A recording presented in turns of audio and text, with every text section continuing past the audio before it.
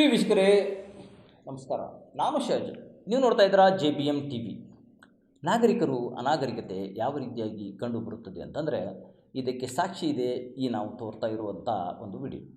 ಏನಿದೆ ಇದರಲ್ಲಿ ಅಂತಂದರೆ ಸಾರ್ವಜನಿಕರು ಎಲ್ಲಿ ಏನು ಮಾಡಬೇಕು ಅನ್ನುವಂಥದ್ದು ಏನೈತಿ ಜ್ಞಾನವನ್ನು ಮರೆತಿರುವ ಹಾಗಿದೆ ಇಲ್ಲಿ. ಏನಿದು ವಿಶೇಷತೆ ಅಂತಂದರೆ ಸಿಕ್ಕಲ್ಲಿ ಕೊಳಚೆ ಪ್ರದೇಶ ಮಾಡುವಂಥದ್ದು ಸಾರ್ವಜನಿಕರೇ. ಅದನ್ನು ನಾವು ದೂರುವುದು ಅಲ್ಲಿಯ ಸಿಬ್ಬಂದಿ ವರ್ಗದವರಿಗೆ. ಎಲ್ಲಿ ನೋಡಿದರಲ್ಲಿ ಉಗುಳುವುದು, ಎಲ್ಲಿ ನೋಡಿದರಲ್ಲಿ ಗುಟ್ಕಾ ತಂಬಾಕು ತಿಂದು, ಎಲಿ ಅಡಿಗೆ ತಿಂದು ಸಿಕ್ಕಲ್ಲಿ ತಾವು ಕೂಡುವ ಜಾಗದಲ್ಲಿಯೇ ಉಗುಳುವುದು, ಇಂಥ ಪ್ರಯತ್ನತೆ ಸಾರ್ವಜನಿಕರು ಮಾಡುವುದು ತಪ್ಪು. ಮೇಲಾಗಿ ನಾವು ದೂರ್ತಾ ಇದ್ದೇವೆ, ಏನು ಮಾಡ್ತಾರೆ ಅಧಿಕಾರಿಗಳು ನೋಡಂಗಿಲ್ಲ ಅಂಥೇಳಿ ನಾವು ಅವ್ರ ಮೇಲೆ ರೇಗಾಡ್ತೀವಿ. ಆದರೆ ಆ ವಿಷಯವೂ ಕೂಡ ಕೆಲವೊಂದು ವಿಷಯದಲ್ಲಿ ಸತ್ಯ. ಯಾಕಂತಂದರೆ ಎಲ್ಲವೂ ಸತ್ಯ ಶಾಶ್ವತವಾಗಿ ತಾವೇ ಸರಿ ಅನ್ನುವಂಥದ್ದು ತಪ್ಪು. ಇಲ್ಲಿ ಕಳಪೆ ಕಾಮಗಾರಿಯೂ ಕೂಡ ನಡೆದಿದೆ. ಕಳಪೆ ಕಾಮಗಾರಿ ಯಾವ ರೀತಿ ಅಂತಂದರೆ ಮೇಲ್ಛಾವಣಿ ಕುಸಿಯುವ ಪರಿಸ್ಥಿತಿ ಬಂದಾಗ ಅದಕ್ಕೆ ಸಂಬಂಧಪಟ್ಟಂಥ ಅಧಿಕಾರಿಗಳು ಮುಂಜಾಗ್ರತವಾಗಿ ಬಿಗಿನಿಂಗ್ದಲ್ಲಿ ಅಂದರೆ ಕಟ್ಟಡ ಯಾವ ರೀತಿ ಆಗಿದೆ ಪರಿಶೀಲನೆ ಮಾಡದೆ ಅದಕ್ಕೆ ಚಾಲನೆ ಕೊಡುವುದು ಅಥವಾ ಪರ್ಮಿಷನ್ ಕೊಡುವುದು ಅದು ತಪ್ಪು. ಮೇಲೆ ಮಳೆ ಬಂದಾಗ ಮಳೆ ನೀರು ಹೋಗಲು ಜಾಗವೇ ಇಲ್ಲದಂಥ ಪರಿಸ್ಥಿತಿ, ಸುತ್ತಾರ್ದು ಏನೈತಿ ಡ್ಯಾಮ್ ಕಟ್ಟಿದ ಹಾಗೆ ಕಾಂಪೌಂಡ್ ಕಟ್ಟಿರ್ತಾರೆ.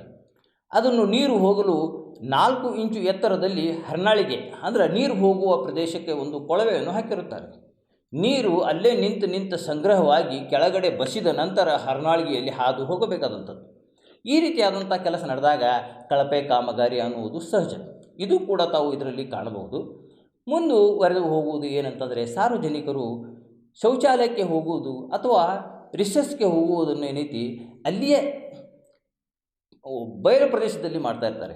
ಹೆಣ್ಣು ಮಕ್ಕಳು ಆ ಪಕ್ಕದಲ್ಲಿ ಕಾಂಪೌಂಡ್ ಮಗ್ಗಲದಿಂದ ಅಡ್ಡಾಡುವಾಗ ಅಲ್ಲಿಯೇ ತಾವು ಮರ್ಯಾದೆ ಇಲ್ಲದ ಹಾಗೆ ಪುರುಷರು ನಿಂತಾಗ ಹೆಣ್ಣು ಮಕ್ಕಳಿಗೆ ಎಷ್ಟೊಂದು ಅಲ್ಲಿ ಈ ಸಮಸ್ಯೆ ಆಗುತ್ತದೆ ಅನ್ನುವಂಥ ಪರಿಜ್ಞಾನವೂ ಕೂಡ ಇಲ್ಲಿ ಜನರಿಗೆ ಇರುವುದಿಲ್ಲ.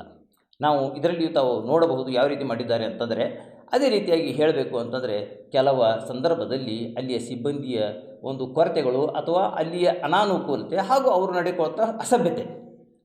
ಕಂಡಕ್ಟರ್ಗಳು ಡ್ರೈವರ್ಗಳು ರೀತಿ ಗಾಡಿ ನೇರವಾಗಿ ತಂದು ಮುಂದಕ್ಕೆ ನಿಂದ್ರಿಸಿಬಿಡ್ತಾರೆ. ಯಾಕ್ರಿ ಈ ರೀತಿ ನಿಂದ್ರಿಸಿರಿ ಅಂತಂದ್ರೆ ಹೋಗಿ ಡಿಪೋ ಮ್ಯಾನೇಜರ್ ಕೇಳ್ರಿ ಅಂತಂತಾರೆ ಅವರು.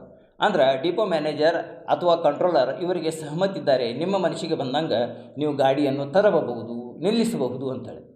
ಸಾರ್ವಜನಿಕ ಅನುಕೂಲವಾಗಲೆಂದೇ ಪ್ಲಾಟ್ಫಾರ್ಮ್ ಮಾಡಿರ್ತಾರೆ. ಮುದುಕರು ವೃದ್ಧರು ಮಕ್ಕಳು ಏರುವ ಸಲುವಾಗಿ ಅಲ್ಲಿ ಒಂದು ಸ್ಟೆಪ್ ಮಾಡಿ ರಿವರ್ಸ್ ಗಾಡಿ ತಂದು ನಿಲ್ಲಿಸಿದಾಗ ಹತ್ತಲಿಕ್ಕೆ ಪ್ರಯಾಣಿಕರಿಗೆ ಅನುಕೂಲವಾಗಲೆಂದು ಸರ್ಕಾರ ನಿಯಮ ಮಾಡಿದಾಗ ಡ್ರೈವರ್ ಕಂಡಕ್ಟರ್ಗಳು ಯಾವ ರೀತಿ ಮಾಡ್ತಾರೆ ಅಂತಂದರೆ ತಮ್ಮದೇ ಒಂದು ಕಾನೂನು ಅನ್ನುವ ಹಾಗೆ ಅವರು ತಂದು ಸೀದಾ ಏನೈತಿ ಮುಂದೆ ನಿಲ್ಲಿಸ್ತಾರೆ. ಬಿಸಿಲಲ್ಲಿ ಜನ ಇಳಿಯಬೇಕು ಹತ್ತಬೇಕು.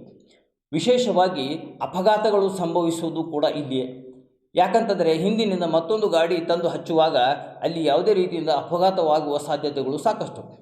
ನಾವು ಡಿಪೋ ಮ್ಯಾನೇಜರ್ಗಾಗಲಿ ಅಥವಾ ಕಂಟ್ರೋಲರ್ಗೆ ಈ ವಿಷಯ ತಿಳಿಸಿದಾಗ ಹೌದೇನ್ರಿ ನಾವು ಕೇಳ್ತೀವಿ ಹೇಳ್ರಿ ಅಂಥೇಳಿ ಅವರು ಹಾರಿಕೆ ಉತ್ತರ ಕೊಟ್ಟರು.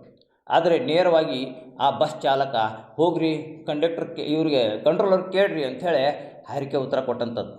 ಅಂದರೆ ಇದರೊಳಗೆ ನೌಕರರ ಜೊತೆಗೆ ಸಾರ್ವಜನಿಕರು ನೌಕರರು ಇಬ್ಬರು ತಪ್ಪಿಸಿದರೆ ಯಾಕಂದರೆ ಅವರಿಗೆ ನಿಯಮಗಳ ಪಾಲನೆ ಮಾಡುವುದು ಅವಶ್ಯಕತೆ ಇಲ್ಲ ಅಂದ ಹಾಗೆ.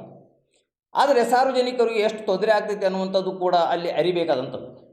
ಡಿಪೋ ಮ್ಯಾನೇಜರ್ ಆಗಲಿ ಅಥವಾ ಕಂಟ್ರೋಲರ್ ಆಗಲಿ ಅವರಿಗೆ ಸರದಿಯಂತೆ ಯಾವ ರೀತಿ ನಿಲ್ಲಬೇಕು ಅನ್ನುವಂಥದ್ದು ಕೂಡ ಹೇಳಿಕೊಟ್ಟಿಲ್ಲ. ತಮ್ಮ ಮನಸ್ಸಿಗೆ ಬಂದ ಹಾಗೆ ತಂದು ನಿಲ್ಲಿಸಿಬಿಡ್ತಾರಲ್ಲಿ ಗಾಡಿಗಳನ್ನು.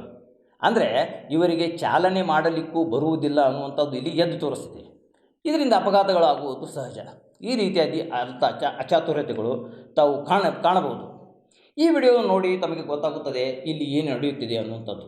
ಹಾಗೂ ಕಟ್ಟಡದ ಕಾಮಗಾರಿಯನ್ನು ಕೂಡ ತಾವು ಪರಿಶೀಲಿಸಿ ಇದು ನಾವು ಅಂದದ್ದು ಸತ್ಯವೋ ಮಿಥ್ಯವೋ ಅನ್ನುವಂಥದ್ದು ನೀತಿ ತಾವು ನಿರ್ಣಯ ಮಾಡಿಕೊಳ್ಳಿ. ಮಕ್ಕಳನ್ನು ಪ್ರೀತಿಸಿ, ಹಿರಿಯರನ್ನು ಗೌರವಿಸಿ. ವಂದನೆಗಳು.